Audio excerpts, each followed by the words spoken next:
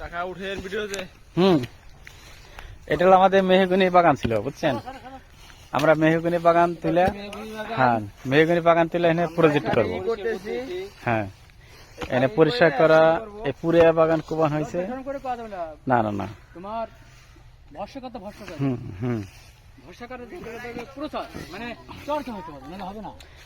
এই জঙ্গল পরিষ্কার করে আমরা এখন কৃষি কাজের জন্য প্রস্তুত করতেছি। এখন এই মেহগনি বাগান দীর্ঘদিন লাগান হয়েছে, এতে কোনো লাভের মুখ খুবই কম। এখন আমরা আবাদি জমি করতেছি, এই জমিতে আমরা এখন সম্ভবত পেঁপে চাষ করা হবে। কি মাজন সাহেব, কি চাষ করবেন? পেঁপে চাষ হবে। হ্যাঁ, পেঁপে চাষ করলে অনেক লাভবান আছে, এটা অনেক বৃদ্ধি আছে, এতে লাভবান করা যাবে, খুব সুন্দর ফসল হবে। তাই এই এখানে মেহগনি বাগান কত বছর আগে লাগানো হয়েছিল?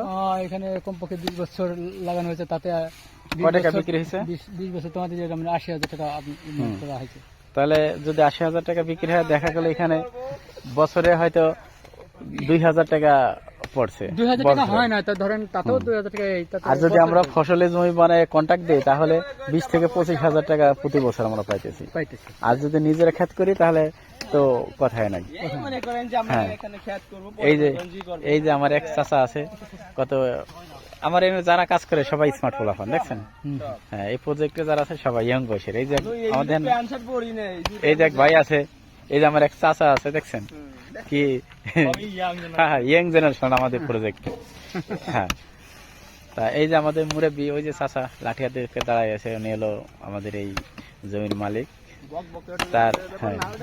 তার সহযোগিতায় আমরা এই ক্ষেতটা করতেছি, উদ্যোগ নিতেছি।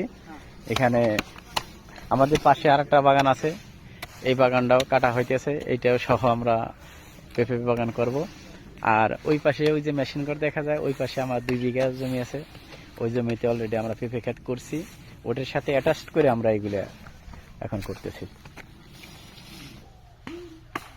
এই বাগানও পরিষ্কার করা হইতেছে, এখানে আমরা ক্ষেত করব। এই যে আমার এক চাষি, দেখেন না,